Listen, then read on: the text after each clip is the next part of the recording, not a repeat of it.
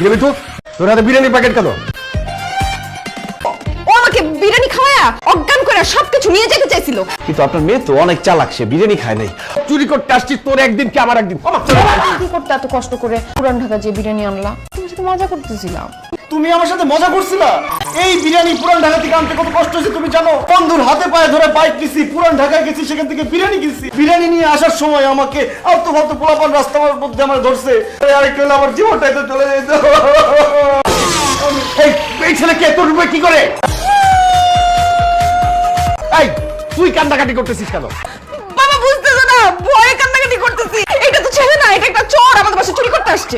চোর? জি আঙ্কেল, আমি একজন চোর, এই বাসায় চুরি করতে আসছি। চুপ!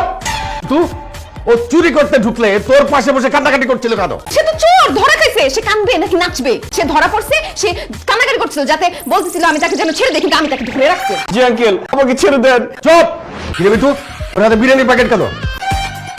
ও ও আমাকে বিরিয়ানি খাওয়ায়া কিছু নিয়ে যেতে চাইছিল। কিন্তু আপনার মেয়ে তো অনেক চালাক, সে বিরিয়ানি খায় নাই। তুই চোর চুরি করতে আসছিস, তোর একদিন কি